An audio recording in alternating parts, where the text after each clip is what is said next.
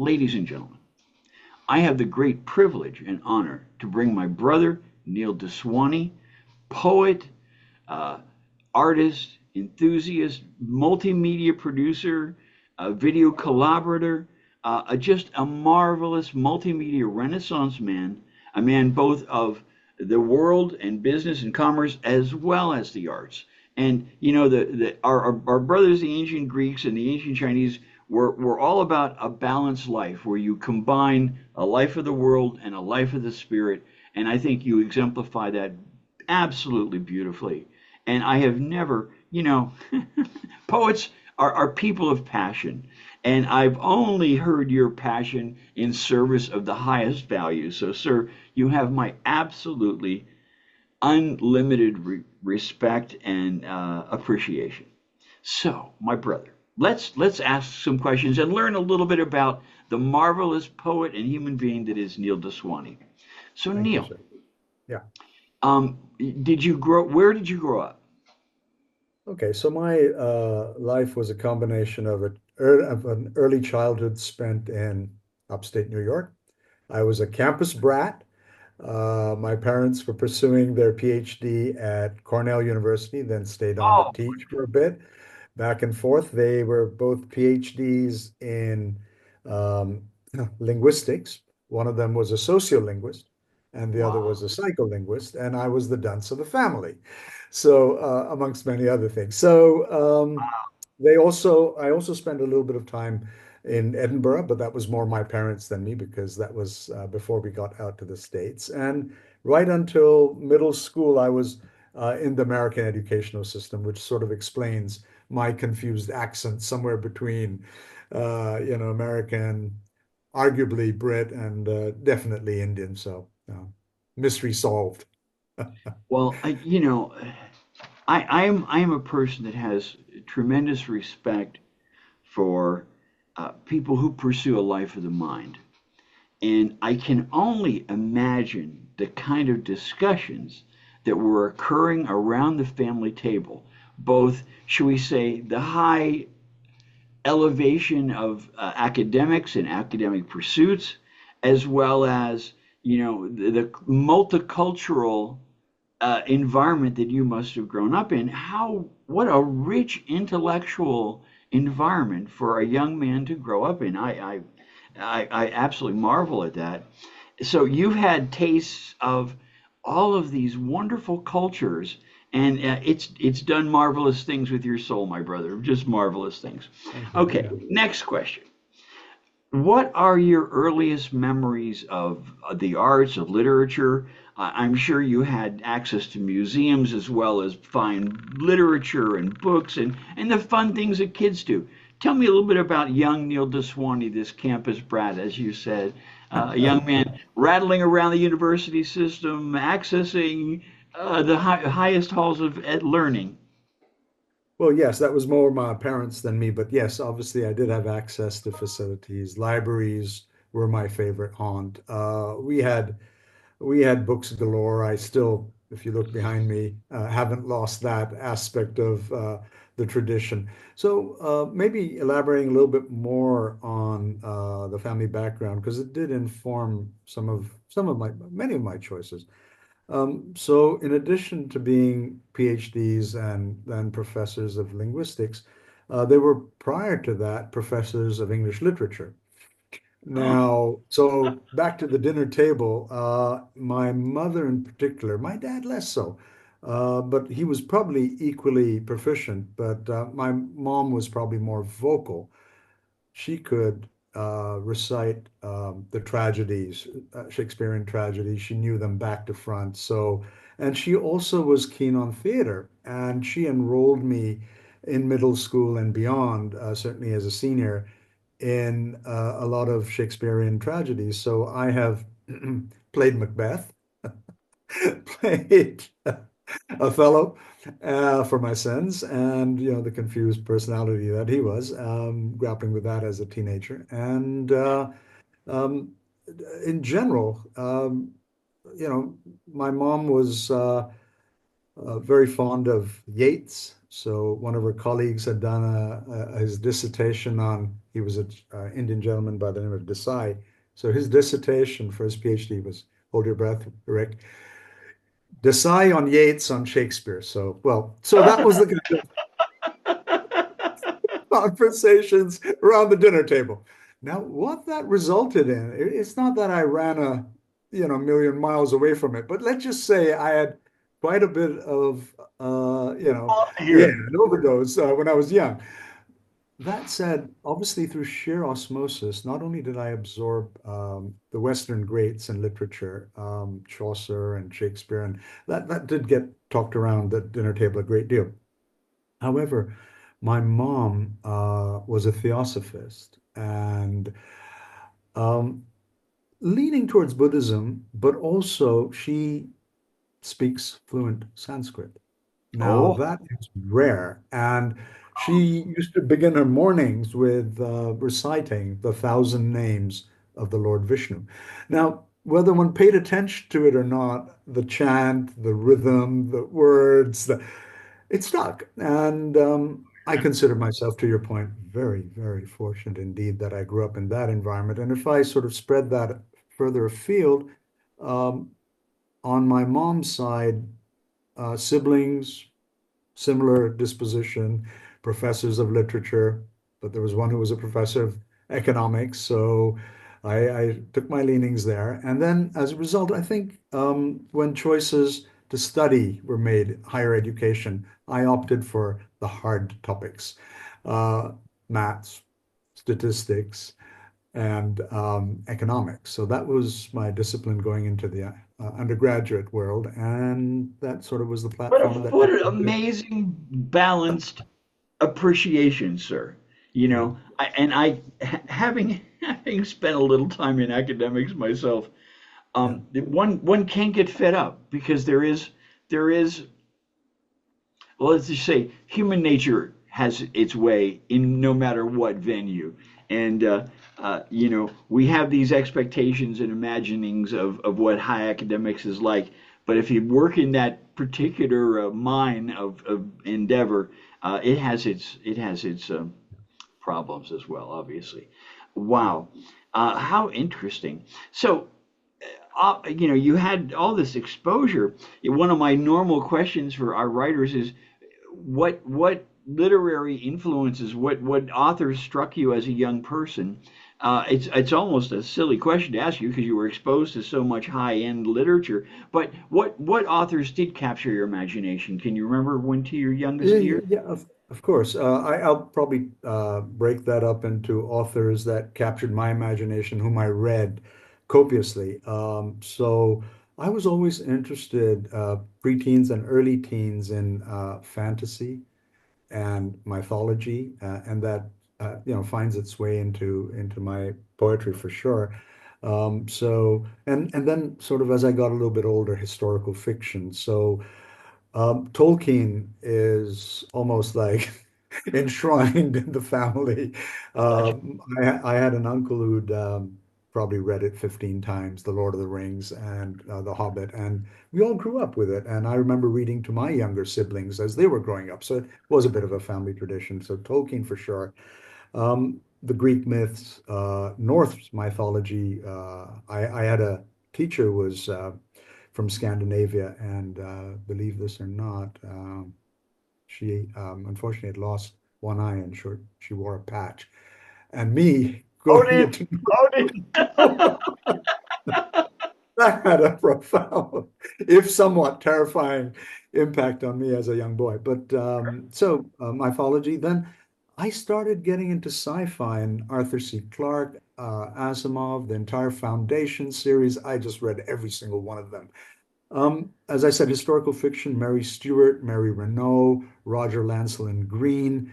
And those were things I really enjoyed reading. I read a lot. I mean, I must have, I'm been sure. reading on average, 3 or 4 books every 10 days, I'd say. So that was Nice. voracious. All right, let me ask you this. Yeah. There's a point, I think, in every writer's life where they start to think of themselves as someday. there's a book in me. Someday I'm going to write. Now, did when you thought about literature as a young person, did you think of yourself in a novelist vein, in a short story vein, in a poetry vein? How did writing first come to you that belonged to Neil? Do you remember? I do. And it was probably more in my teens. I think I'm not counting class assignments, but Yeah, yeah, if, yeah. yeah, sort of, if I took it outside of class assignments, um, script writing was something that I was keen on. I wrote a couple of short plays and skits. So I think my leaning came from the fact that I was already acting in plays and tried my hand at writing a couple of humorous scripts, as it so happened. I don't think they went very far. I also acted later on at the age of 18 or 19 in a movie which is lying. I'm trying to get my hands on it. It's got a lovely name, but it was one of these arty-farty movies called "A Name Is a Prison." I love the title, "A Name Is a Prison." Mhm. This was made by a student who was submitting his diploma at the Film and Television Institute of India, and my higher education was in India. And it was an impromptu movie, and basically the guy took the tablecloth and sort of, yeah, lifted it, and then it fell, and he said, "Well, start." It was just a two-person movie. And so, long story short, I think I did a lot more in theater, Rick, than in actual writing. I did write the odd short story quite successfully. In fact, I did contribute to school and college magazines. I did start contributing poetry, probably at the age of 20, to a couple of journals and magazines. But again, most of them in-house and on campus rather than further out. So, I yeah. was And I was yeah, wondering, school writing work. Of course, there's the classwork, which is one thing, yeah, but yeah. then some of us turn to whether it be the yearbook or the school newspaper or literary productions. Um, were you involved in any of that stuff? Yeah, I did. I was on the editorial board of our college magazine, and I remember when the graduating class just 1 year above me was leaving. I was asked to do something called a fishbowl, which I immediately regretted. So it was like a one sentence lampoon on every single member who was Uh, senior to me. So I got a bit of grief for that outside of the session. But yeah, that actually got published in the journal. No, I say that with humor. It was pretty well received. So that's one thing I remember back then. I did write quite a bit at that stage. I would say up to around somewhere between 30 to 50 poems, if that's considered quite a bit. And I took the bold move when I sort of published more recently. I'd saved many of them and I included them in a volume called Red Shift.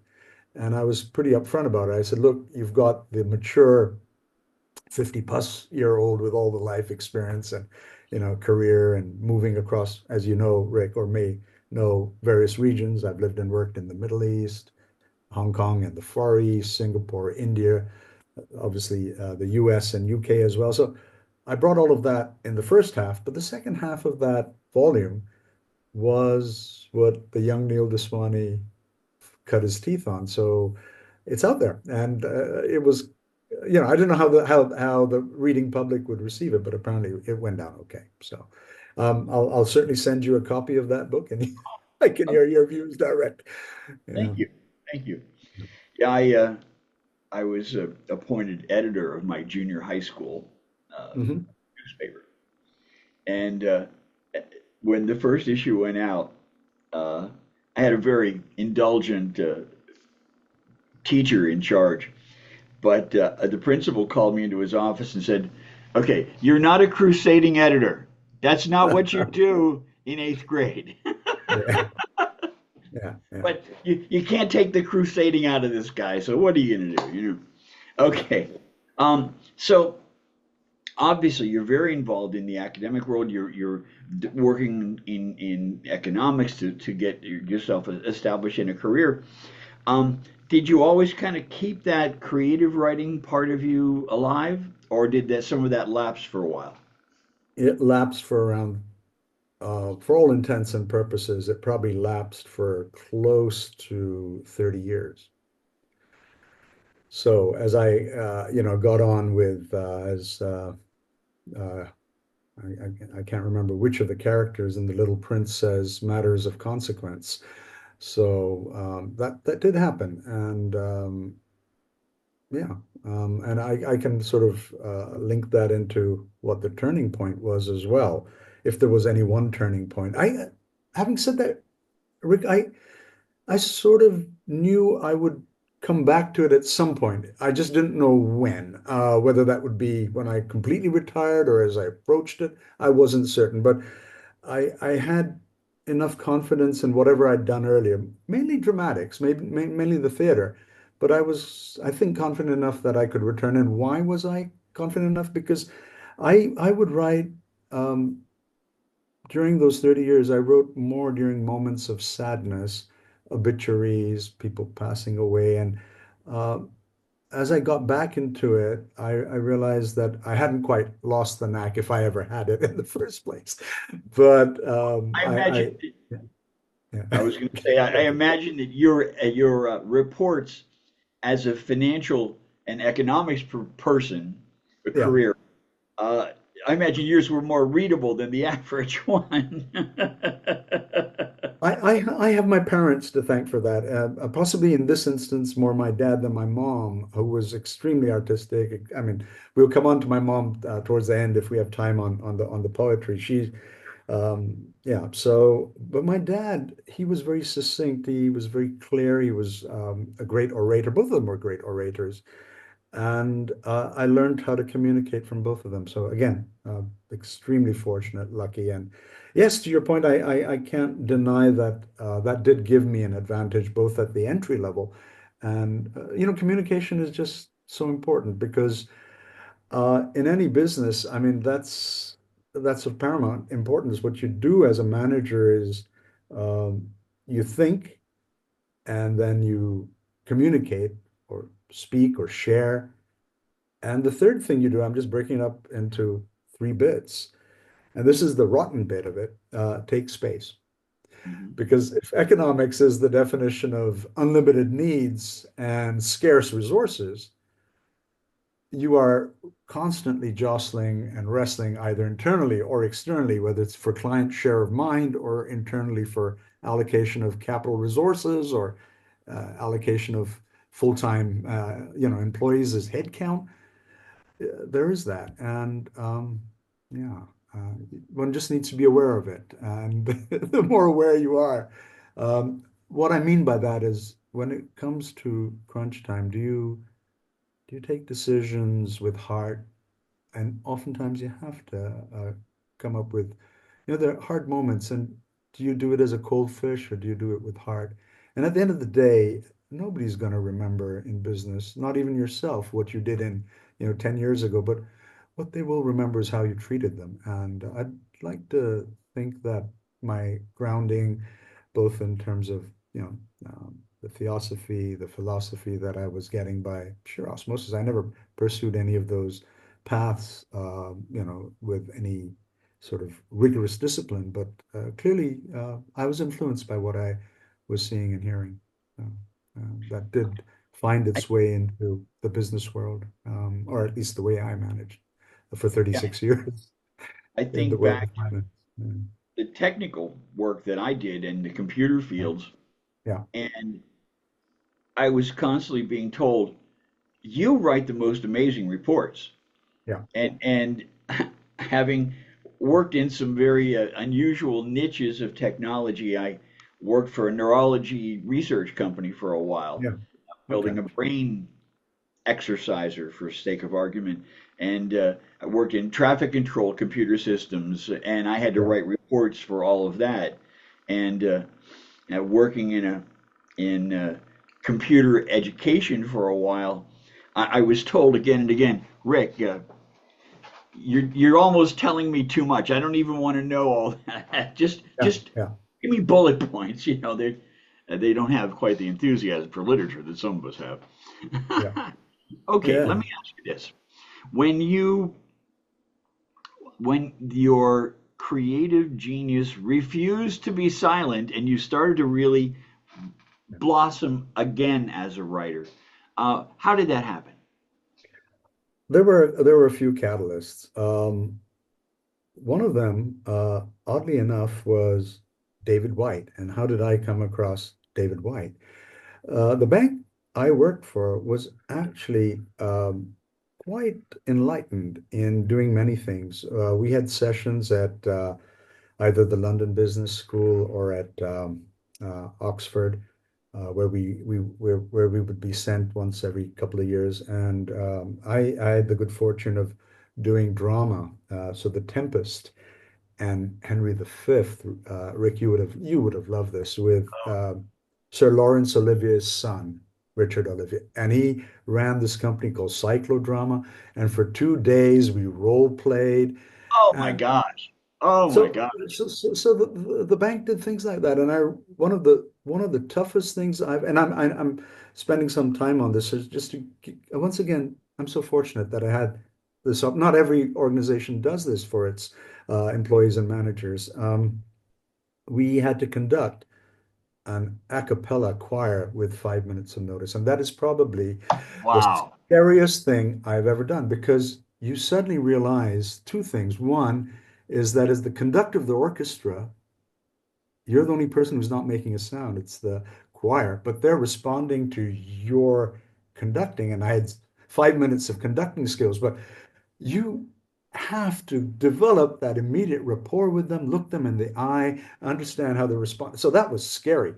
But David White's session was mind blowing. And I've written a poem about it. I may not read it out tonight, but he said, you all have come to this organization, and it's a great organization, et cetera, et cetera. But when you joined the organization, you flourished your resume. It had elocution, debating, drama, sports, and what have you. And whatever you, in order, you put your best foot forward, and then systematically, not that they wanted to do it, not that they were ruthless. The very fact that you're out here tells me quite the opposite. But one way or the other, you found less and less time to pursue whatever you had on that resume. And he said, but the 19-year-old, and this was beautifully said, the 19-year-old hasn't gone away. He's still out there, and he's tapping you on the shoulder saying, I'm here. I'm here. And I was so struck by that. And I'd already bought his book. So my interest in literature and poetry was sustained. And um, he was delighted that I already had his books. And he wasn't actually doing any sales pitch after his session. He did a session without a PowerPoint, without a flip chart, and a bunch of cynical bankers in the room. And he had us enthralled for half a day. And what we learned was he taught us one of the greatest legends in Western literature. So we studied Beowulf with him, and the whole Oh, thing of Grendel and Grendel's mom, and this the whole aspect of confronting.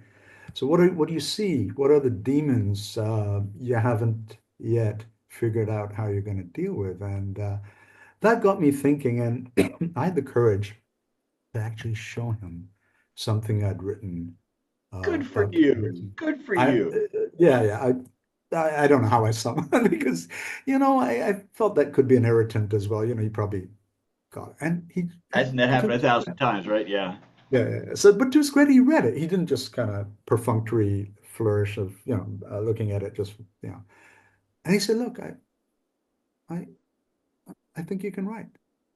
And so I said, wow. I kind of went away from that saying, well, that's food I for thought. guess It's so. only a few years after that that I actually got back into writing. And I know that's a very, very long answer to a simple Oh question, no, but I thought it sir, just beautifully give you done. the backstory, if nothing else. So yeah, Oh, absolutely.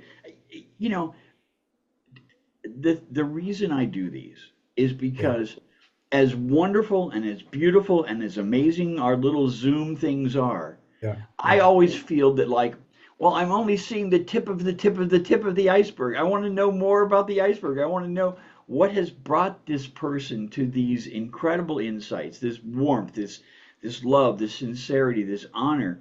And sir, again, as I say, I'm so happy we can do this. So very happy. Likewise, likewise, Rick. Thank you. So you're beginning to bring that center of balance a little more over to the Yeah. creative side. What were Mhm. some of your first opportunities? What was it? Did you get some seek out some publishing? Was it some live performance? How did that begin to blossom then? Oddly enough, it started out with my contributing poems in a business environment, and I've written quite a few of those. And again, I'd like to think of the leadership of the company I spent 30 years with as extremely receptive and enlightened. And so we had, like every company does, here are our 5 or 6 corporate values, and would string together poems centered around that, and they were well received. And before I knew it, I started outside every Friday after a long, hard week.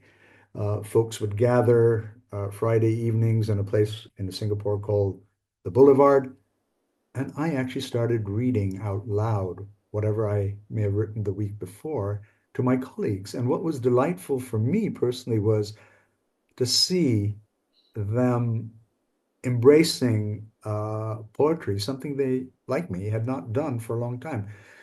And some of them last did it in not even high school. They abandoned it in middle school. And I could see that they liked it. And I started writing about mythology and if there were events, irrespective of whether it was for Chinese New Year or something to do with Deepavali. I started writing poetry around major festivals, and gradually that practice picked up. And I was fortunate to meet a fellow author um, who ran a boutique press, and he encouraged me to submit my stuff. And we got into a bit of a hybrid deal, whereas he agreed to pick up quite a bit of the costs. Otherwise, I may have had second thoughts. And the other catalyst that happened, Rick, was around about COVID or during COVID.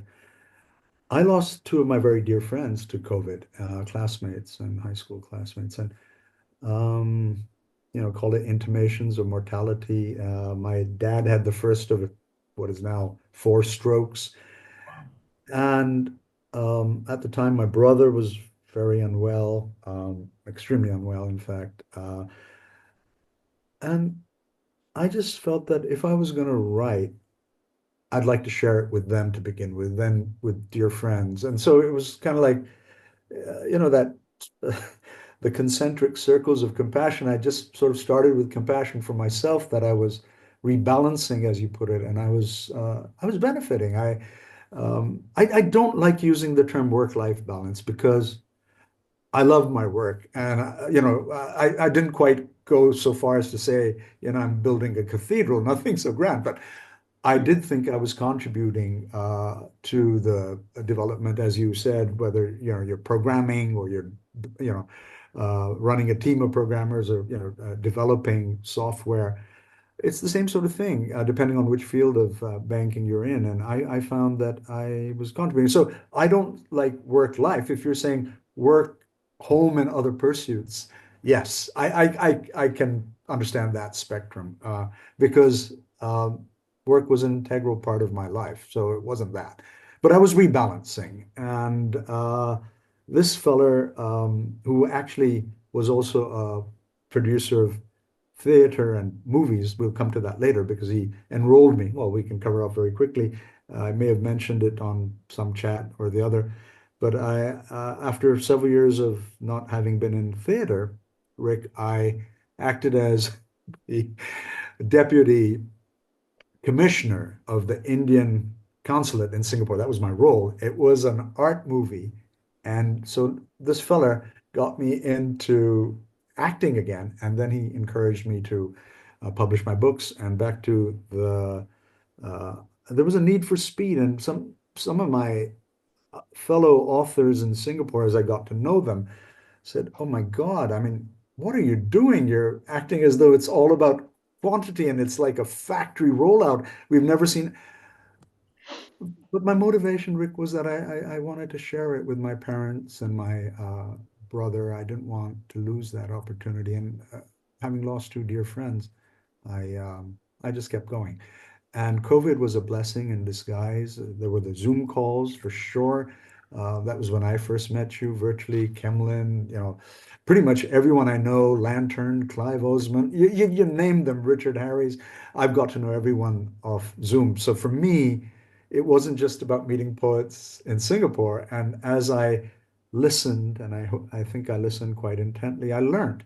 And I just think that every one of the people I interacted with were teachers in one way or the other. I come from a family of teachers, so I'm very open and receptive to learning, whichever format, even if it's a 3 4 minute hasty Zoom session. Hopefully, with through the repetition, I think I improved my craft as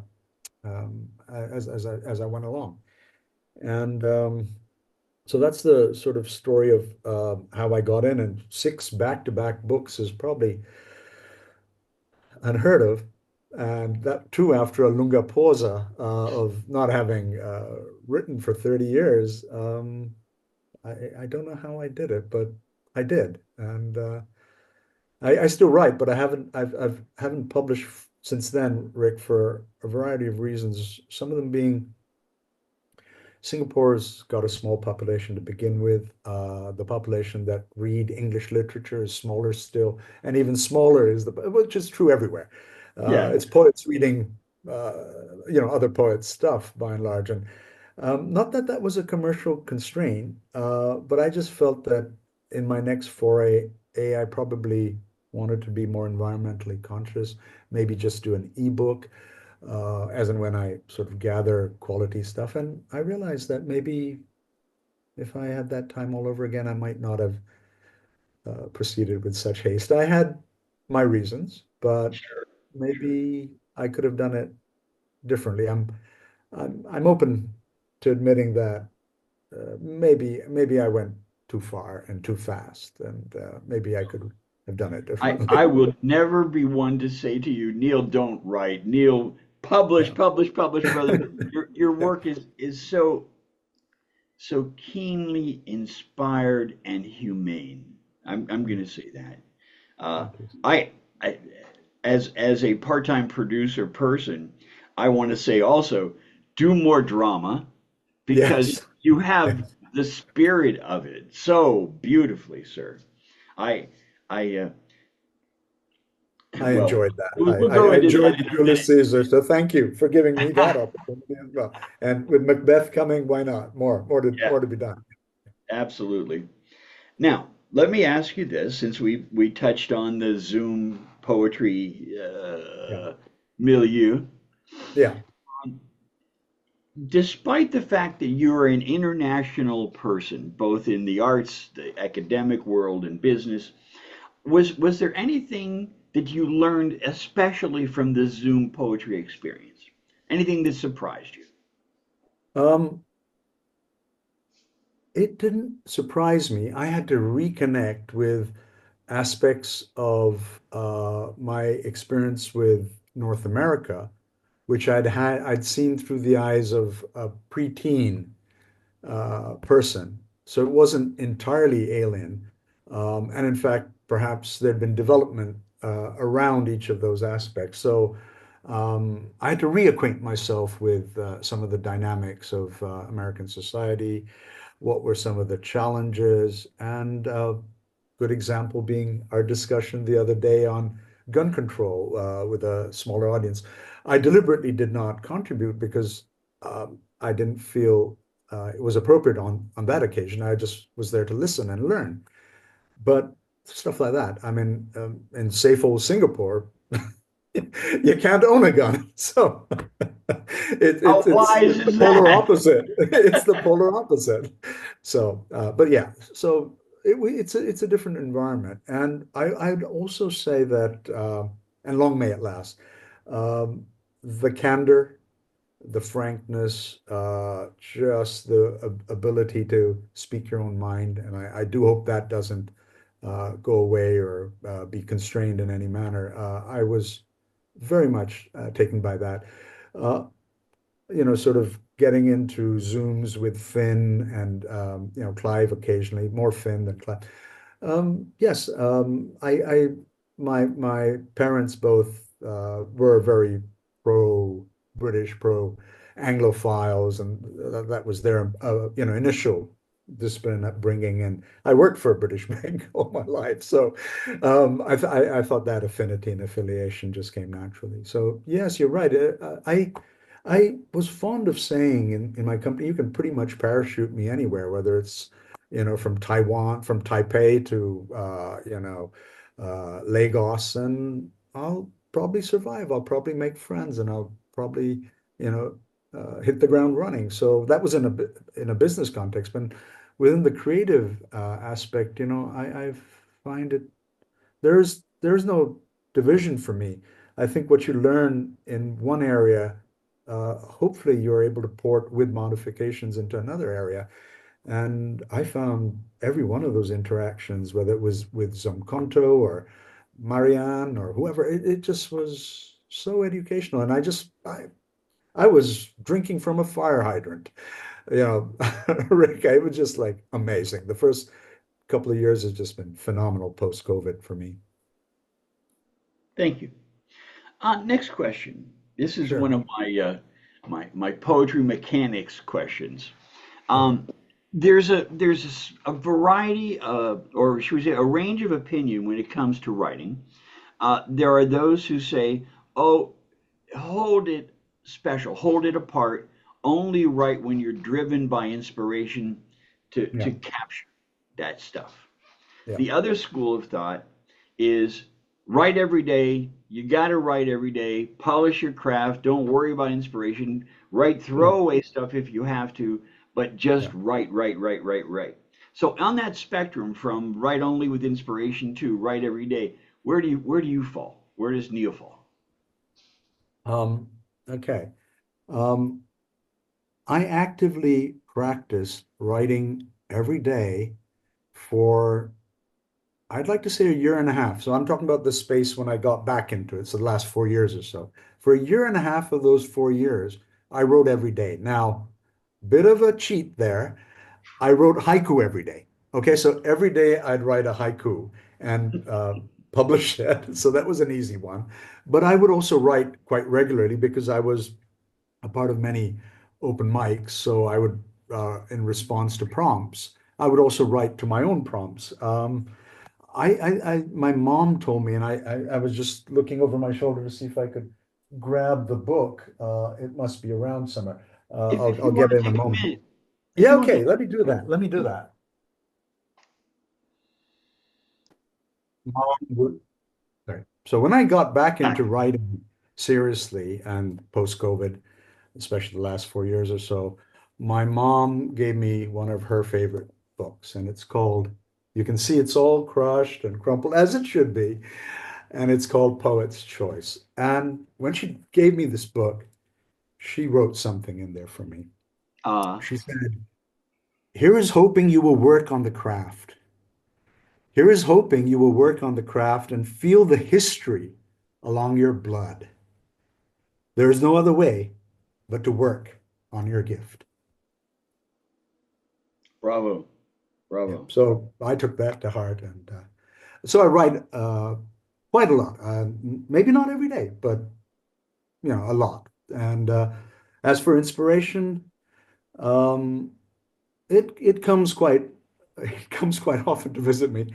I've got a good muse or a set of muses, and that works. And I think a lot of my early foray, and Rick, you've seen that on a couple of open mics, I naturally responded to ekphrastic. Now I can't paint or draw like you can, for example, but I responded well to visual imagery, and I had once again sort of being able to work across cultures. I'd worked extensively in Korea when I was working out of Hong Kong.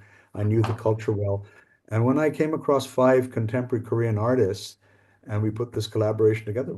I could speak a bit of Korean, but not enough to, foster a collaboration. But the book that I have actually makes a point of saying we didn't need an interpreter because art is a common language, and one was visual, the other was poetry, but we brought it together. And I was just fortunate once again to find like-minded individuals. I did a lot with a Singaporean photographer, so that was another ekphrastic collaboration. I found myself just naturally drifting. Mary Klein Miesel in Iowa, I've worked with her, and hopefully that will someday see the light of day in terms of a publication. And you're aware of the work that I've done with Mona Zamperescu. So I think collaboration, again, I keep going back to, I think what you learn in one space is not wasted. It's never wasted. Uh, my financial and banking training required full-time collaboration. It's not an individual sport, it is a team game. And if you don't work the team or understand the nuances of who wants what, you're not going to accomplish your objective. But that's in the business, kind of goals and specific objectives. But I found that some of that worked in forging new relationships, being open to ideas, and it worked. So I think a lot of my production in the first 2 years of returning to creative pursuits had its the germinal ideas, and it all came from the collaboration. So I'm very grateful for people, taking a punt on me. I was the new kid on the block, and I didn't have any work behind me to prove that I could do it, but they all were willing to take a risk on me, and it worked out well. Well, that leads me to another related Yeah. point. Hmm. I know poets who, unless it's written freehand with an old pen, Yeah. it's not poetry, it's not art. And there are those of us, yourself included, who have embraced other media and Yeah. brought other media into the poetic Yeah. experience. Hmm. Um, I'm not going to ask you the silly question, which is, is it still valid? But what I'm going to say is, how for a moment about what wings these other tools bring to the spirit of poetry. You have had the opportunity to work not only collaboratively in a textural way, but also in a multimedia sort of way with Mona, for example, Yeah. which you've done beautifully.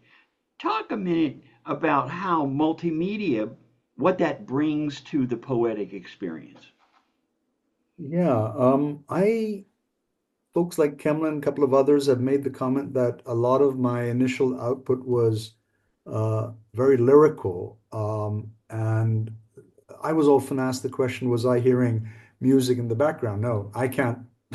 I can't sing a single note. So I hesitated as I answered that question, but it was probably right that I could hear some sort of beat.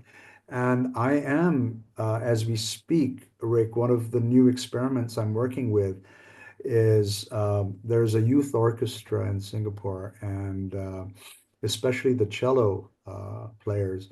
I have made an initial overture to the teacher, and they are keen on spontaneous expression. So, like, I read something, and what does the cellist make of it? Or the other way around, could I listen to a performance? Oftentimes, those are well-known or orchestral pieces. But even so, what was my first impression of listening to it, maybe for the first time, or maybe in that environment, and what would my poetic response be? So, to multimedia, I'm definitely taking it elsewhere. And given my interest in theater and drama, I want to see what I can do there. I haven't gone in that direction. I've done responses to photography.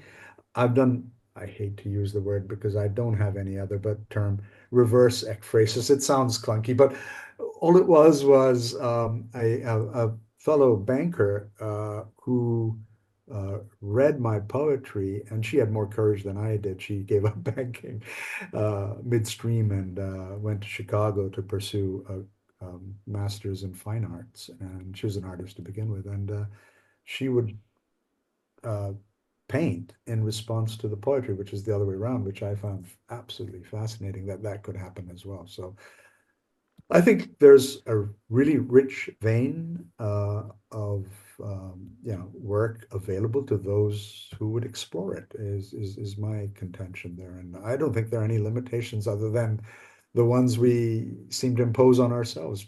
So if you kind of get into it, gradually you'll. I mean, it may seem daunting initially, but every one of these multimedia beginning with ekphrasis and then going on to the work Mona and I have done, might have seemed daunting the first time around, but like you said, it's practice and Yeah. you just get better at it. And so I far had it's worked. a very interesting experience. A young gentleman of my acquaintance had just he was approaching his final project at the Mhm. university, and he liked my writing. He thought it was Yeah. inspirational and funny and all that sort of thing. And he invited me to the TV studio he worked at for his day job, and he said, could he record one of my poems? Right. Now, I've been a video editor since the 70s, and so media, laser shows, planetary Yeah. shows, traveling lectures, this is all part of my own art. And Yeah. what he proposed to me was, well, I sat on a stool and he would record it.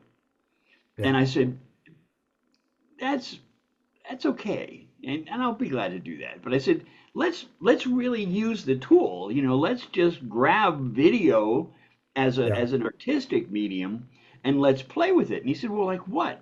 So I said, well, first, this was a long poem, it was probably a 6, 7 minuter. And I said, it's a poem about nuclear bombs, nuclear weapons, nuclear energy, and the dangers and all that it's inherent in it. So I said, let's. I said, can we insert a space backdrop? Well, yeah, okay, we can do that. All right, so we did that. And I said, now I don't want you to shoot me full head. That my presence is inconsequential to what we want to portray. So I said, keep my head golf ball size. Let's play with the space around it. And I noticed there was a fake cobblestone wall because they did a spooky show at one point during the Yeah. production. So I said, now let's overlay this, but let's crank the videos to false color. So we had this swirling, multicolored space, and then we had a star field that was moving, and it ended up being a much more the graphic element added so much to the Mhm. presentation. Unfortunately, it's lost to time. These things happen, but it was a darn interesting experience, and it turned out that it was not only fun for me as a creator, but Yeah. it helped him learn more about his own video tools because he had never tried any of the Right. nonsense that I was Yeah. suggesting. So it turned out that I said, how long? Let's put in a paragraph. Well, I can't. You can only put a sentence in there. Well, we found Yeah. out that you could have several, and you could load them sequentially and hit key, and they would roll. So it was a very learning experience.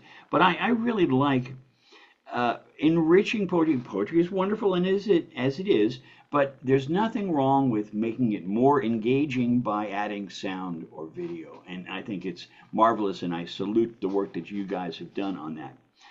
Thank you. Next Yeah, I question. mean, there's just so much there, Rick, and we've barely started to scratch the surface of it. And Li Ming, myself, and Soy did something with the National University of Singapore. So we were part of the drama works group. And last Christmas, I wrote a sort of funny, semi-satirical piece, but then interspersed poetry in it. The whole O. Henry, Gift of the Magi, famous short story. I put Nice, that. nice. So Yeah. so there's no end to, the combinations you can explore once you get around to those. So yeah, fascinating. I have a friend who's been a holographer for Yeah, 40 years. And I think what's capable, what's possible in the future is just going to be amazing. Talk about encountering poetry, right? Words popping into the air around you. yeah, Uh, yeah. Okay, next question. Um, are there themes that you return to again and again? Um, I'd like to think of myself as eclectic because I write to various themes, but obviously there are some that come more naturally. So going back to what I used to read voraciously as a kid, I'm deeply interested in mythology from pretty much every culture. So mythology is a theme I return to all the time. Nature, although that's a strange one. It was only sort of holidays because I was always a city boy, whether it was Hong Kong, Singapore, New York, or London. But nonetheless, I enjoy writing about nature. And this colleague of mine that I referenced, she forced me sort of down that path by saying, Neil, I'm doing a show in Hong Kong called From Bud to Blossom, and I want you to write poetry on flowers. And I'd never done anything like that before. And I just said, look, not, yeah, I'm checking out. That's not me. And then when I gave it some thought, I realized that actually I knew something about flowers, and I wrote something on tulipomania, and it was a poem called Damn Tulips, and that was reverse ekphrasis. She took it into another direction. So nature, to answer your question, mythology. I've had a fair amount of sort of health related challenges around me, so written about those. I I'm not very good at it, and I'm not sure anybody really is, but dealing with, the hard to handle subjects of grief and loss. I, everyone's, that's life. Everyone goes through that, but I'm writing a little bit about that now. What else do I return to often? Um, I do write about socially meaningful issues, some on the environment, but I don't make that my vocation or preoccupation. There are a few poems that are of that nature.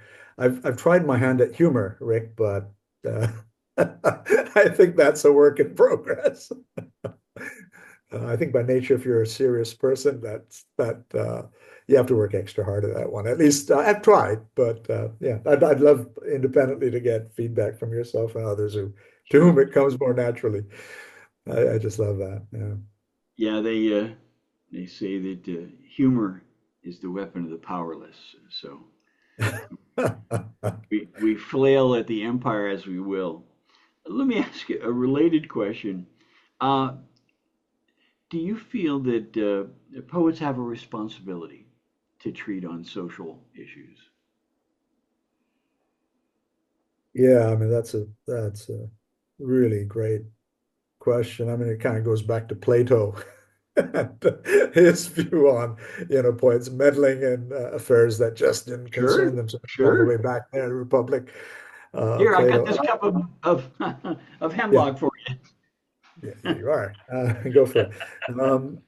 But I think I can't remember the gentleman's name. I think he was a Czech poet who said, "Do not feel safe, for the poet remembers if you kill one, another will replace him or come in his place." And more and more.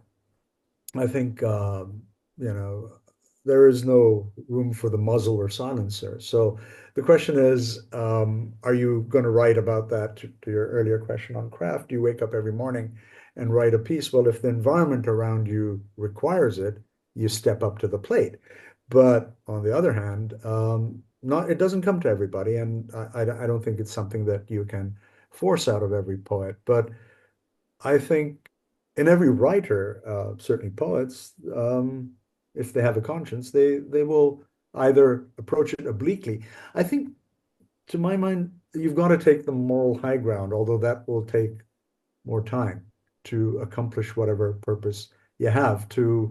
I'm seeing a lot of vitriol uh, right across, and that's understandable.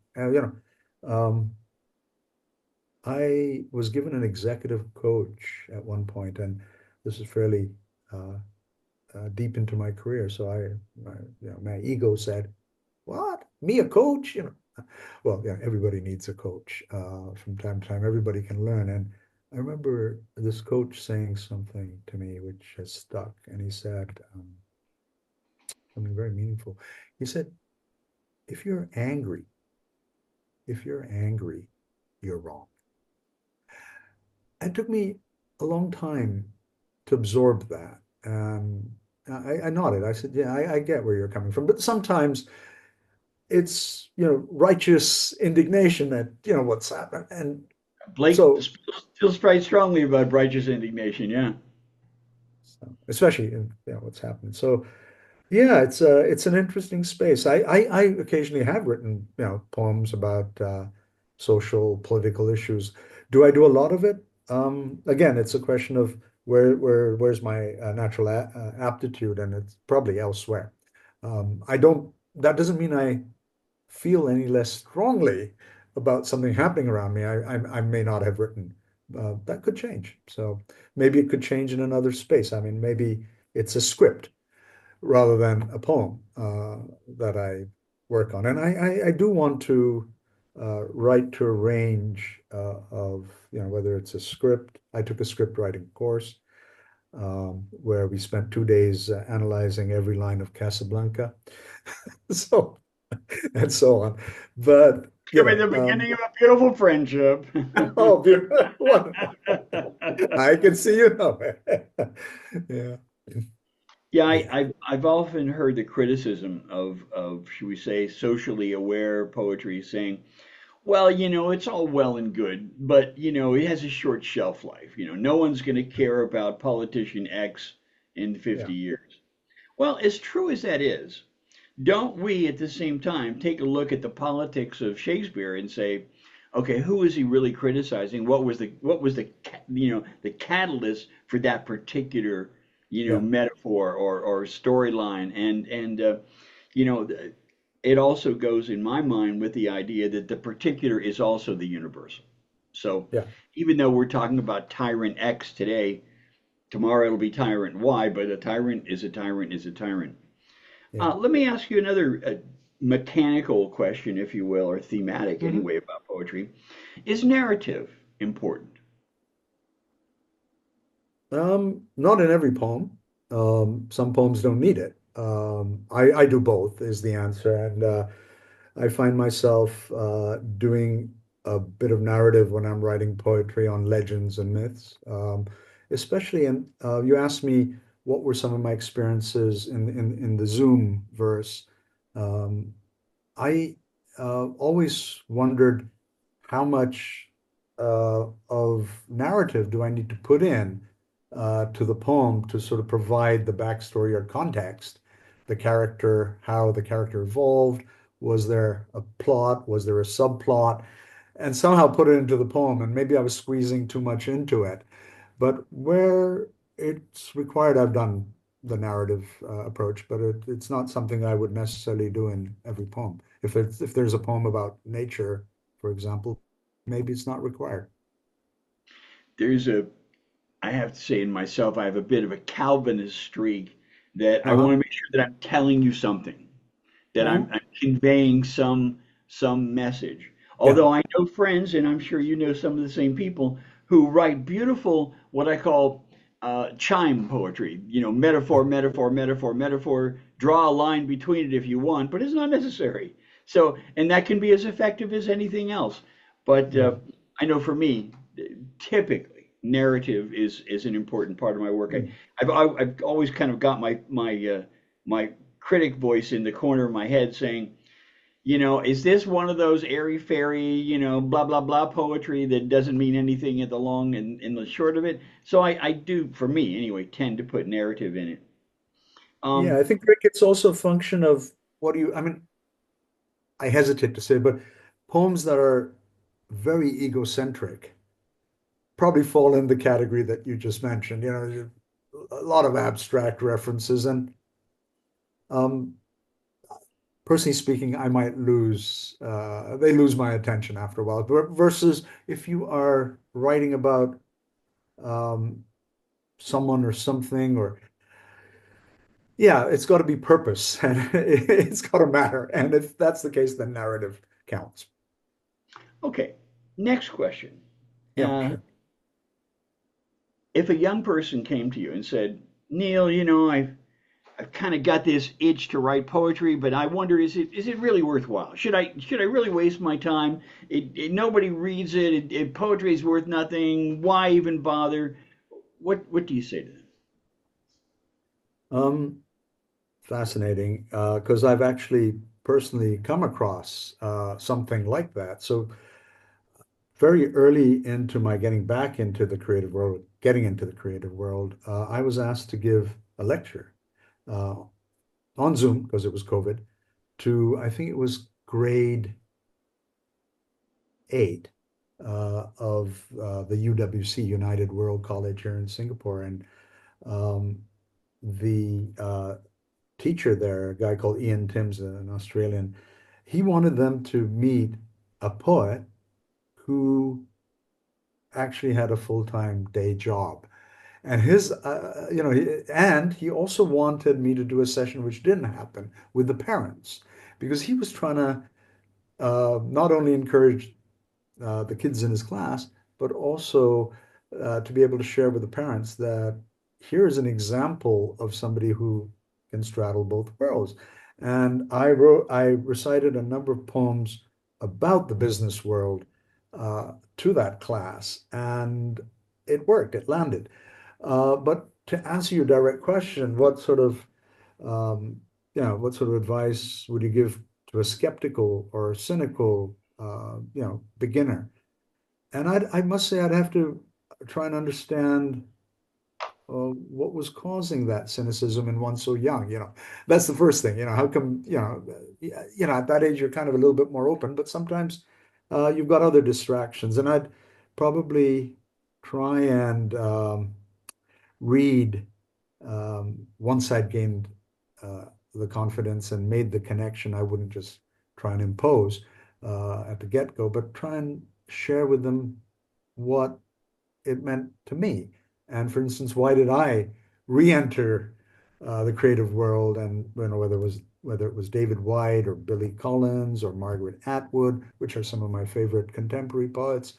Um, I would sort of lean more towards contemporary poets because I dare say that some of that cynicism may have come from studying an archaic format, which is important. I mean, you can't get more important than Shakespeare. I was brought up on Shakespeare, but I wouldn't necessarily lead with that, but then try and make linkages across time and space.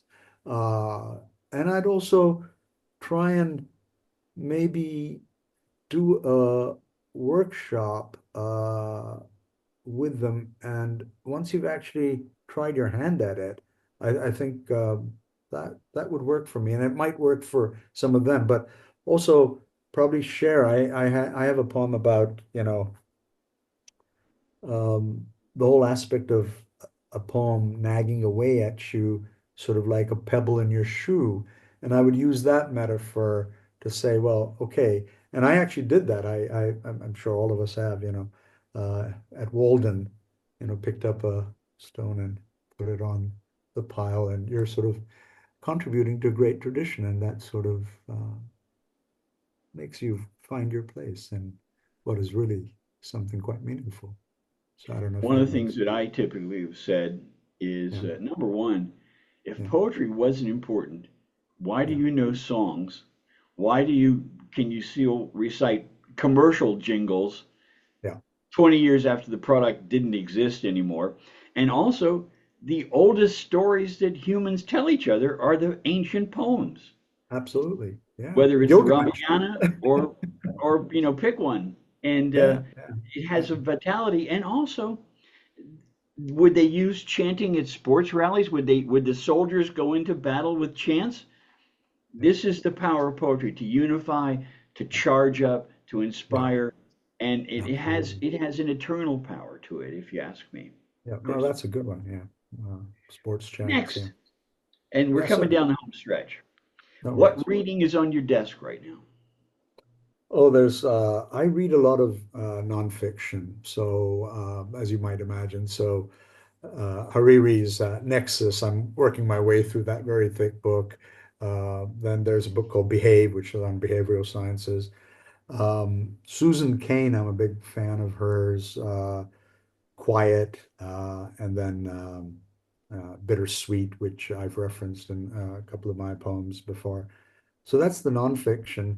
When it comes to fiction, I kind of go back into my old favorites of historical fiction. I read a lot of historical fiction. So Hilary Mantel, I've sort of read the trilogy, just completed it. So that's a period, the Tudor and Henry VIII, that I've studied a lot, and it was one of my mother's favorites as well. So I kind of grew up on that. I'm reading a biography of Victor Hugo. Ah, What an amazing fellow. My gosh. His mom was a royalist, in fact, a mhm. clandestine operative. And then his father was a general for Napoleon. Wow. Yeah. Talk about a house divided, you know? But anyway, okay. Now, my last question, sir. Uh-huh. What is the most unusual poem or most unusual theme that you've addressed in your poetry? That's a tough one. I Um, only I'm ask the thinking. tough questions of poets. Yeah, yeah, yeah, yeah. Well, that's a good place to start. One of the tougher. So I write a lot about business using poetry in using business lexicon in poetry. Uh, but that's not the toughest. I've tried to do that in within the subjects of math as well. So that Cool. at Cool. times has been toughest. Sort of calculus and limits and uh, Oh, you know, neat. Neat. yeah, Well, you have to share one of those with us if you can. sure. Now, I'm not, now the yeah, fun okay. part. You want to take a minute before we start the second part with you reciting, or are you ready to just go? No, I'll just take a sip of water and we can I'll just get my document up and I think we're ready to go.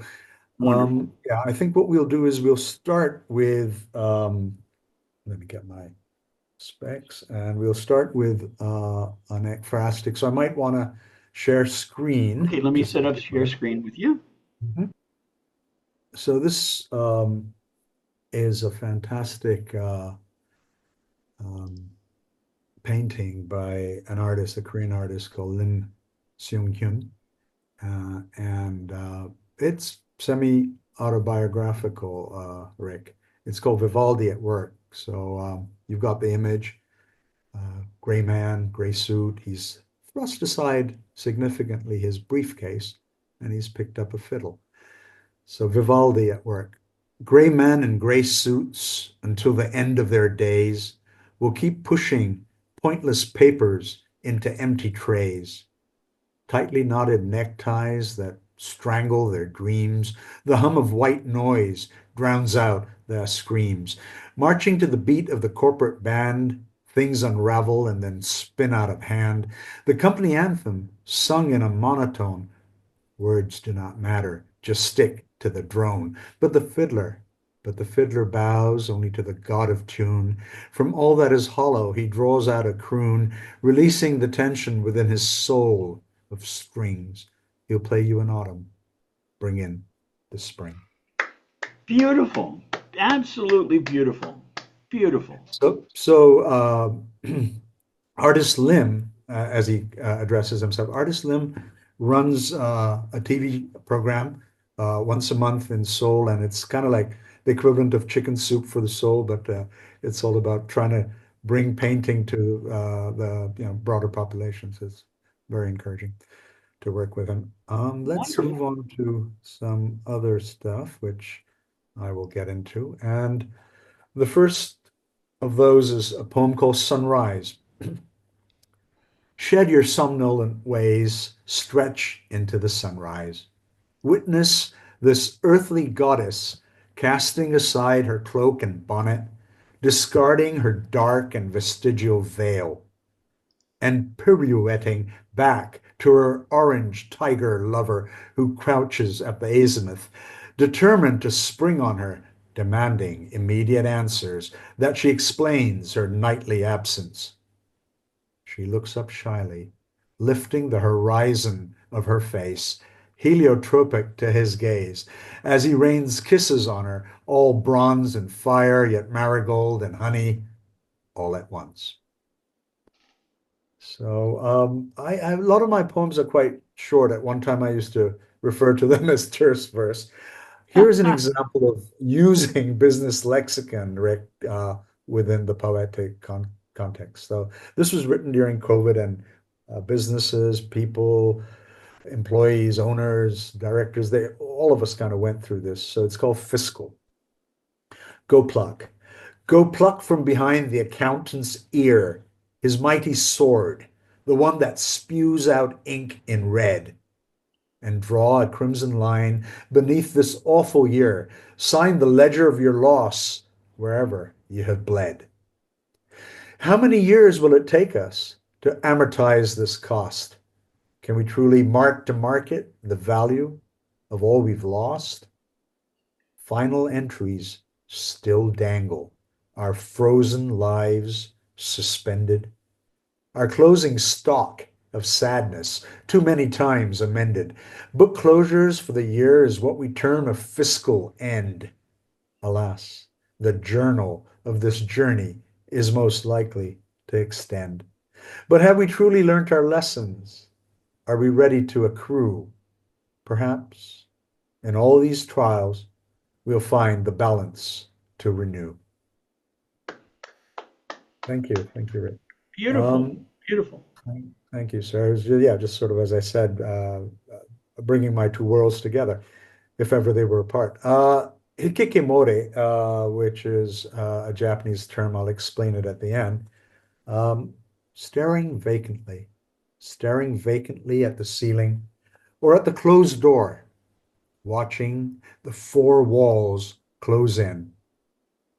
Solitary confinement, a self-delivered sentence. The judge, jury, and executioner, none other than yourself. Excuse me. This sentence can be as long or short as you want. Food trays are placed outside your door. No quarantine servings, these. It is the food you grew up on, which you once relished, that you now pick at, disinterested. The front door to the house is not locked. No alarms will be set off. There are no Dobermans at the gate outside the house. Outside the house is a world you once engaged with. The pandemic is long over, and at times it may seem that the world outside your window is more lost than you. But your exit left an air pocket for you to step back into when you're ready. The pandemic will be over whenever you want it to be. So those couple of poems, Rick, were sort of, I've written many poems during COVID, as many of us did, and I thought I'd just share a sample of those. We talked earlier about politically relevant poems, this one I just had to write. Obviously, it was relating to an event many, many years ago. It's called Ode to the Tank Man, and it's June 5th, 1989. Last of the warriors, hemmed in a square. Blood had been spilt. There was gas in the air. Yesterday there had been thousands, now only one. He halted the tanks, though they'd already won. Cannons and guns had fired round after round, mowing down protesters who fell to the ground, helmeted and hulled with their turrets and track. If they missed you at first, they'd swing right back. The tank man stopped them right in their tracks. From their speedy getaway, they're heading back, playing cat and mouse till he was whisked away. Nobody's set eyes on him since that fateful June day. Thank you. So, the next poem, again, a short one. This poem I sent on to Finn Hull, and he was kind enough to publish it in one of his anthologies. It's called Beneath the Very Same Sky. In a ritual of healing for his tribe, in a ritual of healing for his tribe, before the sun begins to set, the Navajo artist will rub out all traces of his sun-kissed work, pushing every grain of sand back into the canvas of the desert, readied for sunrise, for the sand art to follow. Poets have so much to learn from this. How so very hard it is for them then to feed last night's magnum opus into a shredder, to lean all the way on the backspace key, or use a thick Sharpie to score out every stanza, to consign sheafs of foolscap to the fire. The Navajo sand artist gazes up at star constellation, whilst the poet ponders that oxymoron, final draft. I gotta go, honey. It starts at 10:30, not 11. I'm sorry, go ahead. And the next one the title is Cull, and I'll explain what Cull means. And the subtitle is My Mobius Ring. Cull is a word in Sanskrit and Hindi. How very economical, yet how utterly confusing it is for the novice that Hindi chose to use the same word for the day that is yet to come, the morrow that awaits you in the wings, bringing with it all the uncertainty of the unknown, the untold, the unrevealed. And the exact same word for the day that has just gone by with its immutable burden of what has already happened. The cartons of spilt milk that it is no use crying over. The yesterday that you chronicle but cannot change. Yet, if tomorrow will soon become yesterday, once the karmic wheel gets on its way, then perhaps neither anxiety nor regret will help you seize today. Lovely.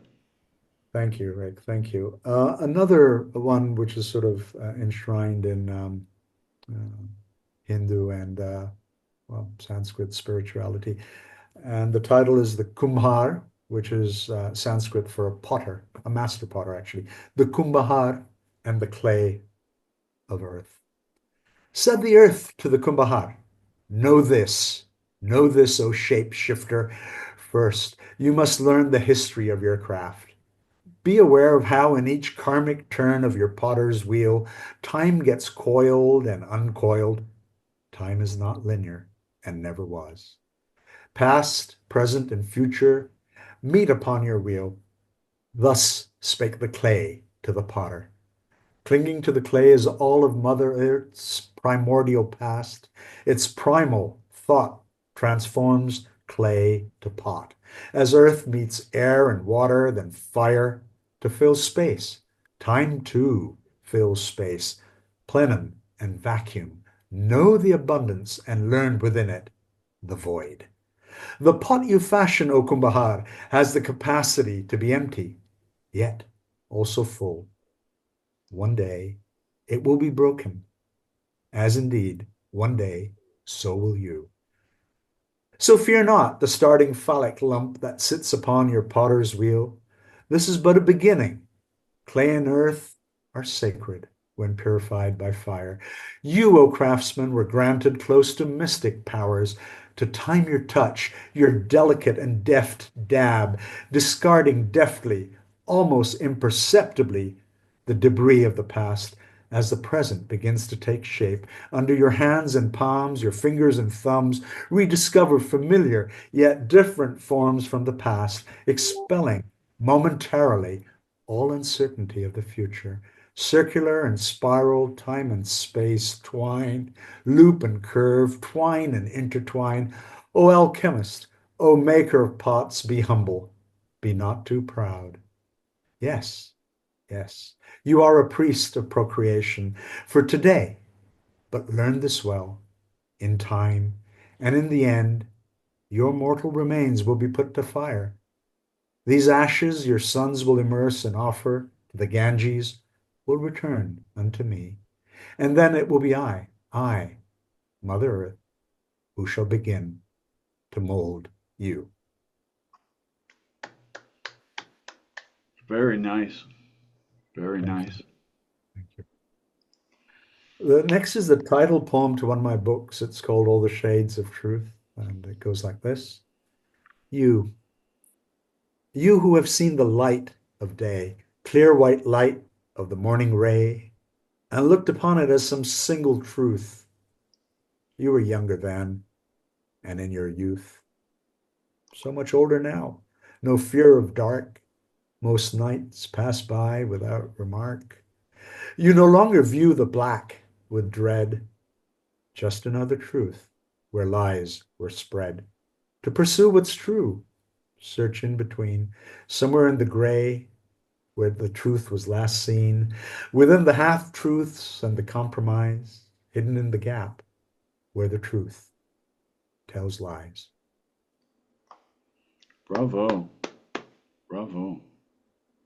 The next poem is titled Ashwatthama, O Ashwatthama. And Ashwatthama is probably the most reviled character in the Mahabharata, although he didn't begin that way. He was indeed very respected, a warrior and a teacher himself, the son of Dronacharya, who was the preceptor and guru of both clans of princes, the Pandavas and the Kauravas, who were the warring factions within the Battle of Kurukshetra. But without more of the backstory, here it goes. O Ashwatthama. O Ashwatthama, O Chiranjeevi, O Ashwatthama, O long-lived one, over lands you stride and seas you cross, a rolling stone won't gather moss. O Ashwatthama, O clad in white, you pace this earth throughout the night. O Ashwatthama, with staff in hand, you walk till you can barely stand. O Ashwatthama, O Chiranjeevi, O Ashwatthama, O penitent, they've judged you harshly, have they not? The blood from your wound won't form a clot. O Ashwatthama, O Chiranjeevi, O Ashwatthama, O wanderer. O Ashwatthama, you've known no rest. Oil just will not staunch the flow. Soon the bleeding starts again. You sigh, and on you go. O son of Drona, destroyer of the Pandu clan, do the cries still haunt you when you're alone at night, of burning children in the blazing light? Tell me, O Ashwatthama, O firebrand, as you ran out into that awful night, Duryodhana, dying, called it but a gash, a deflected blow from a sleepy knife. But well you knew it for what it was, the brand, the curse you've carried throughout your useless, long-lived life. O Ashwatthama, O Chiranjeevi, O Ashwatthama, O long-lived one, O Ashwatthama. But they all told lies. It was only your namesake, the elephant, that really died. I'm not going to get into the copious footnote I actually have handy, but I'll just go through a bit of it. So in the great Indian epic, the Mahabharata, Ashwatthama, the son of Guru Drona, both of whom fought on the Kaurav side against the Pandavas, incensed by the ambiguity and deceit employed by the Pandavas in neutralizing his father on the field of battle through the deceitful death of his namesake, an elephant, Ashwatthama sneaks into the Pandav camp and burns it down, killing women and children indiscriminately. He is cursed by the god Krishna to wander the earth as a Chiranjeevi, or an immortal. So, yeah, definitely one of the most reviled characters. And I've written the poem with some sense of sympathy towards the character because he was incensed, he was outraged.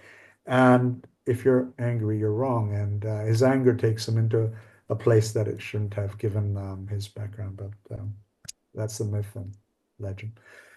I talked about my love for mythology, Greek, Norse, and so this one is one of the first few sonnets I wrote. A lot of inspiration from my fellow poet, who I look upon most of my fellow poets as mentors, since I'm sort of brand new to the trade. And Ian Mack did encourage me on this one. So it's Tur, brave god of sky and war, from the Norse. The wolf would eat to grow and grow to eat.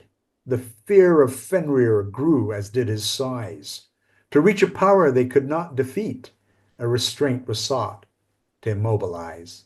Fenrir laughed and snarled as he broke each chain. With shrug of shoulder, metal links would snap. Derisive snigger said, "Oh, please try again." but with slender Glipnir he sensed a trap. Hand thrust in wolf mouth by the war god Tur, only then did Fenrir place his neck in noose. Right hand forfeit the sky god showed no fear, try as he might, Fenrir could not shake loose. So till Ragnarok is wolf Fenris bound, one-handed Tur will face Garm, the hellhound. So that was Bravo, my bravo. Nicely thank you. done, sir. Nicely done. Thank you, Rick. That was probably my first sonnet. As I said, I had a lot of guidance and encouragement. And shortly after that, I turned 60, three score in all. So I wrote a poem for myself and actually read it out to a small audience on my birthday. So it's on turning 60. Alas, alas, milestone birthdays can't be delayed. Time's relentless march, the years devoured. To return to youth, what would you not trade?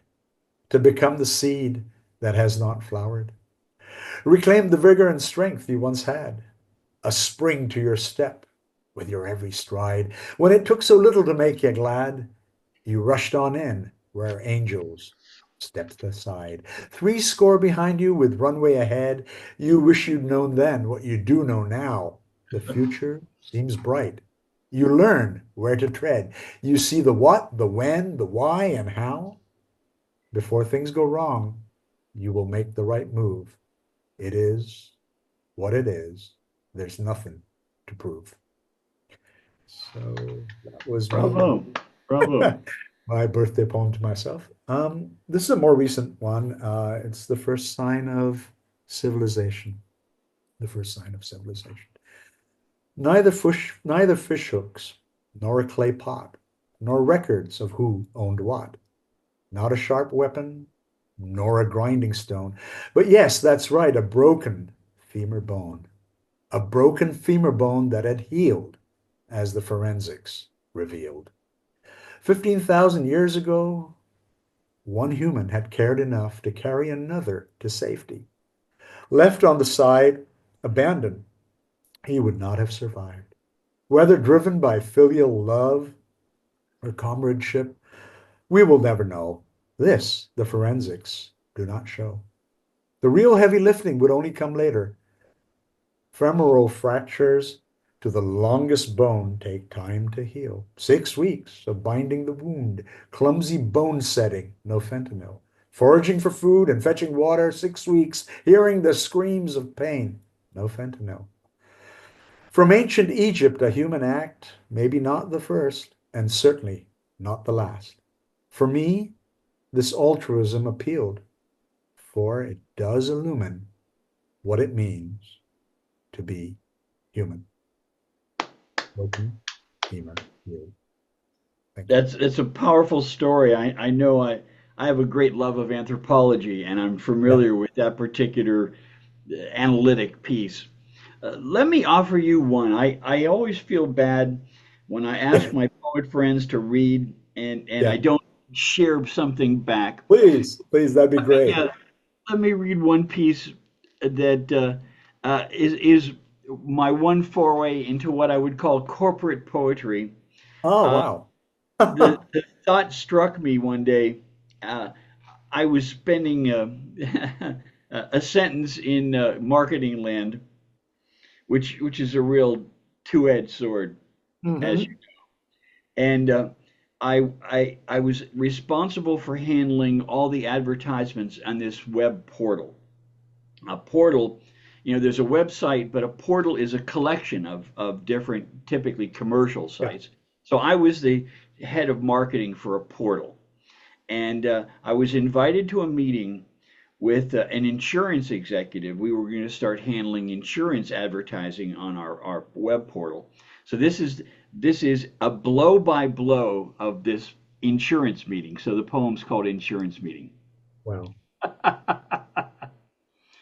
Insurance Meeting, a poem.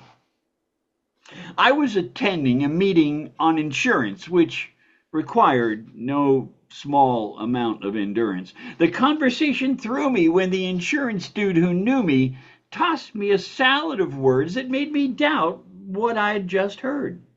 which was important because I had to sell it, the very clause. So I needed to learn how I might tell it if for them I would loudly bell it and sell it.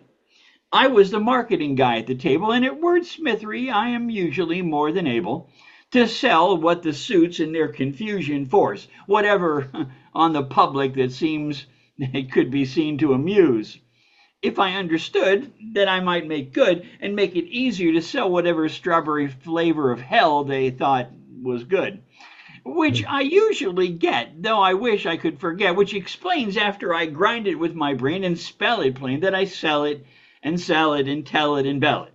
But this one lost me complete. I'll read. It was custom talk straight from the insurance shop, meant by design to be opaque, lest there not be any mistake. This way they could use, and I'll confess avoid to pay, as Freud would say, a little more than delay. Now, in a high-powered meeting such as this, we must foster the illusion that there is no confusion. Well, by all means, my dear Clear, let's just sign and get out of here. No new confusion, no blue contusion, nevermore. But I gotta sell it, so I asked him to spell it. What did he mean by breakage? Help me across this dangerous, choppy, over-the-toppy water of this lakeage. The insurance exec smiled as he shuffled his piled papers. It works out something like this. For insurance to exist, the plan is never pay. Neither by night nor by day, never, Yeah. ever pay. But my friend allowed this, they never say. But if we must betray our company's investors by paying when there's no use anymore in delaying, we call it breakage, lest there be no mistakage. Because we don't pay. That's all he would say.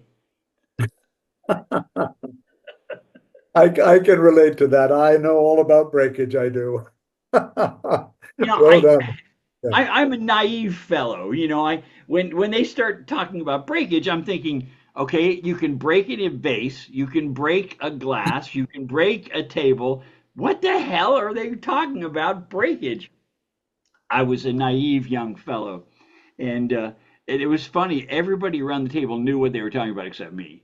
But you know how it is in a meeting. Everyone pretends, whether they get it or not, that they're getting it. And I thought, no, listen, I've got to sell this crap. I need to understand what they're talking about. So, and Yeah. then let me You know off what they here. say about me, you know what they say about meetings, Rick? They take minutes but waste hours. Good point. And you Yeah. also mentioned COVID time.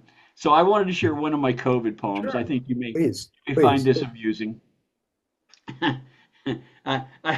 How closely you heard some of the nonsense going on over here, I don't know. But at one point, the thief in chief suggested Yeah. that a horse dewormer was an appropriate treatment of a virus infection. So this Oh is man. called horse dewormer, a tribute to Invectin. Hmm. Selected Invectin, the horse dewormer, a bold bowel stormer. I found this very day at a farm supply store there amid the hay. I had an idea. What would I find if I looked for the product that was there on my mind? Did they have the favored drug that comes from the orange buffooned thug? A horse in the stable. Are you worried? They asked the stable boy when they're curried. Are people taking our dear Invectin? Do they have wormies in their intestines? Surely they aren't taking it on speculation or some cause escapees from some natural selection. Have they wormies in their gut, or is it what we fear that they're just plain nuts? Our shelves are bare. There was a warning. Our speculation's quite alarming. You plan to use this on a human? Because if it is soon to the toilets, you'll be zooming. The Sal's gal shook her head in disbelief. We can't keep it on the shelves, and it ain't cheap. There was an off brand alternative. If you give it your hands, you've lived. It's used on sheep and sometimes on chickens. Oh my God, what have you got for brains, Chuck Dickens? The horses in the stable complain whene'er they're able. The humans cleared the shelf. There's none left for ourselves. Why don't they want to share that stuff when they find they're between the horse or behind the horse's tail? Oh God. I had Oh gone no. on a mission Yeah. to a farm supply store. And Yeah. I thought since I was there, I would check, was this stuff really flying off the shelves? And I found a young salesperson. They were still having salespersons in stores. And I said, let me ask you, do you folks sell this invermectin stuff? And she goes, oh my God, do we? And I said, well, could you take me to the shelf? She says, well, there's none there. I said, what do Yeah. you mean there's none there? She said, well, literally every time we get a shipment, it's gone within an hour. I said, you've got to be kidding. She said, well, and she didn't quite get my sense of this whole thing. She goes, but there are people that buy the chicken version and the sheep version if you still want it. And I said, oh, listen, this is academic for me. I'm merely, I just wanted to see what the heck was going on. But she said, oh Oh God, my we God. can't. And she said, in fact, we're selling out of the chicken and the sheep Oh my worming tool also. So, yeah. God. Now that we've Thank had a you. little interlude, sir, please return. Oh yeah, well, hopefully uh, I can get back to that quite quickly. Yeah, I'm getting to the final few. This one is dedicated to my dad. You may have heard this before. And this was when he was surprised at a bit of a backstory there. He was surprised at around 11 at night, rudely awakened by somebody who was just doing his job, but oh my gosh, he struggled. And here's the poem. It's got a lot of collective nouns for animals in it. It's called A Memory of Elephants. He has become more than just absent-minded, this octogenarian PhD in linguistics, my father, who has no idea where he is or how he got there. Name me 5 animals, challenges the doctor. He's just doing his job, but it's like a tiger ambush. There was a time when a single stentorian look would have made the young neurologist quail. But clearly for now, the boot is on the other foot. The inquisitor herds him in with the obstinacy of a buffalo, with the stubbornness of a rhinoceros. Attempts at subterfuge or diversion are calmly swatted away like a lion dealing with a pesky fly. For now, the philologist has to swallow his pride. Do you mean any animal that I've met recently? The professor asks. The young whitecoat smiles indulgently. He's on to this game of cat and mouse, and then throws open a window to allow insects and birds. Only trying to be helpful, he has now inadvertently let in a swarm of locusts that cloud over the mind. The professor's brain goes blank like a whiteness of swan. He listens out for a quarrel of sparrows, the chime of wren, but bird song yields no names. A gaze of raccoons, hopeful. The young doctor and his much older patient seem equally sleep deprived. Feeling hounded, the phonetician hares after rabbits who disappear down rabbit holes without leaving a trace, much like the scurry of squirrels. A is for aardvark, seems like too much hard work. Z is for a zebra, is a crossing that he might not get to anytime soon. The doctor reluctantly and finally allows me to give my father a hint. Meanwhile, the horses have bolted, all the cows have come home. So that was a real life Beautiful. incident.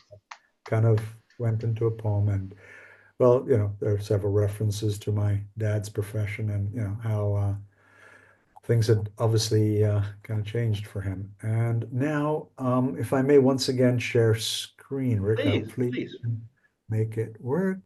Okay, so this is a poem called I, Pluto. Read it myself. Okay, there. Oh, There we go.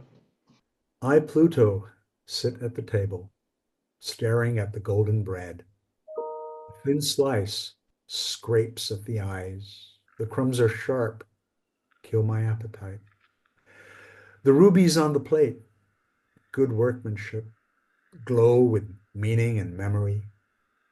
Companions of my dull days, they seem to say too few, too few. 6 pomegranate seeds before swift foot descends. It is spring on earth. I hear, I know, the seat beside me is empty. So that, Rick, was written by my mom. Uh, uh, And it was published in the Commonwealth Anthology across the entire Commonwealth at the time. This is written the year I was born. no And kidding. yeah, No kidding. How and nice. yeah, in the Commonwealth Anthology of English Verse. So very proud of my mom. And Yeah. yeah, that's something. If I could just write one poem like that, I'd be a Oh, happy man. brother, you've written some beautiful verses. Don't you kid yourself. No, Thank you, sir. no false modesty allowed here, brother. Well, it's the inspiration I drew from, and as she said earlier, you got to work on your thing, and I've followed Well that up. done, sir. Well done. Thank you. And Now, the my last, I regards to your hope I mom. can thank you, and she's taking care of my dad, and they're in a care center. I go there now more frequently, probably once every 45 days to every 60 days, just to see they're okay. Um, I'm going to try now to share the final bit, if I may, which is Please. the collaboration. Excalibur. To know an ocean, you must first learn a lake, or perhaps talk of the sea. To truly understand water, you might first need to abstain from drinking it. Water is attracted to water. Water bends to water, resisting gravity, the bulge of little pools, the upside-down puddles, water sticking out its neck till a pearl drop falls. Water has a skin on which a sword that has been reluctantly returned may float, to eventually sink like a stone back to the lady of the lake, leaving a water wake, a discernible pattern for some future king to see.